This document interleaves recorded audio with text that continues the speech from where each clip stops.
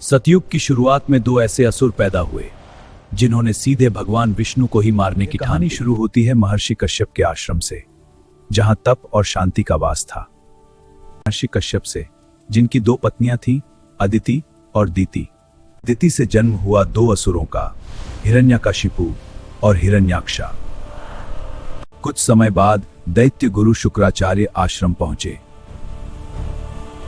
महर्षि कश्यप, इन दोनों में असाधारण शक्ति है, मुझे इन्हें शिक्षित करने दीजिए। दैत्य गुरु शुक्राचार्य ने उनमें मायावी शक्तियों सिखाई और जल्द ही दोनों असुर अत्यंत शक्तिशाली बन गए। हिरण्याक्ष पृथ्वी पर आया और उसने चारों ओर विनाश मचा दिया। अगर विष्णु नहीं मिलते तो मैं उनकी बनाई दुनिया ही नष्ट कर दूंगा।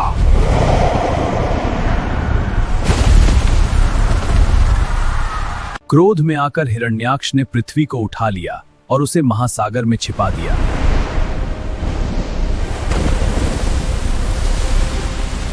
देवता भयभीत होकर भगवान विष्णु से प्रार्थना करने लगे, प्रभु हमारी रक्षा कीजिए। तभी एक अद्भुत घटना हुई। ब्रह्मा जी की नाक से एक छोटा सा वराह प्रकट हुआ। वह छोटा वराह क्षण भर में विशाल हो गया। वह थे भगवान वराह। धर्म की रक्षा अवश्य होगी। भगवान वराह गर्भोदक महासागर में कूद पड़े।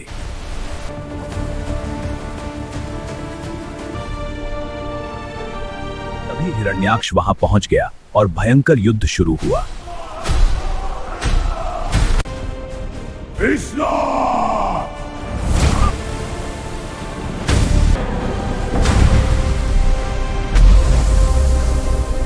अंत में भगवान वराह ने एक भयंकर प्रहार किया और हिरण्याक्ष का अंत हो गया। अपने भाई की मृत्यु की खबर सुनकर हिरण्यकश्यप क्रोधित हो उठा। विष में पूरे ब्रह्मांड में खोजकर मारूंगा। वह ब्रह्मा जी को प्रसन्न करने कठोर तपस्या करने लगा। ओम ब्रह्मदेवाय नमः। वत्स, मांगो क्या चाहते हो? मुझे ऐसा वरदान दीजिए कि मुझे कोई न मार सके। असुरों का राजा था और अपने अहंकार में कहता था, मैं ही भगवान हूं। पर उसी के घर जन्मा भक्त प्रहलाद, विष्णु का परम भक्त। वह हर समय भगवान विष्णु का नाम लेता। भगवते वासुदेवाय। हिरण्यकश्यप ने उसे समझाया, मेरी पूजा करो, विष्णु की नहीं। पर प्रहलाद ने शांत स्वर में कहा, पिताजी, भगवान विष्णु ही सच्चे ईश्वर हैं। क्रोधित होकर हिरण्यकश्यप ने कई बार प्रहलाद को मरवाने की कोशिश की। कभी पहाड़ से गिराया, कभी जहरीले सर्पों में फेंका, कभी हाथियों के पैरों के नीचे। पर हर बार भगवान विष्णु ने उसकी रक्षा की। फिर होलिका ने प्रहलाद को गोद में लेकर अग्नि में बैठा लिया, पर आग में होलिका जल गई और प्रहलाद सुरक्षित रहा। यही घटना होली पर्व की शुरुआत बनी। हिरण्यकश्यप क्रोध से पागल हो गया। वह चिल्लाया, अगर तेरा विष्णु हर जगह है तो क्या वो इस स्तंभ में भी है? प्रहलाद बोला, हां पिताजी, भगवान हर जगह हैं। और तभी वहां से भयंकर गर्जन आई। स्तंभ फट पड़ा और उसमें से प्रकट हुए भगवान नृसिंह।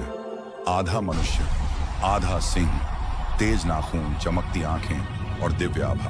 नृसिंह भगवान ने हिरण्यकश्यप को पकड़ लिया। उसे अपनी जांघों पर बैठाकर अपने नखों से उसका अंत कर दिया।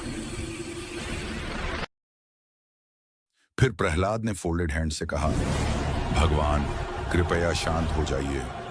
नृसिंह भगवान मुस्कुराए और बोले, वत्स प्रहलाद, तेरा नाम सदा अमर रहेगा। जहां सच्ची भक्ति होगी वहां मैं स्वयं उपस्थित रहूंगा।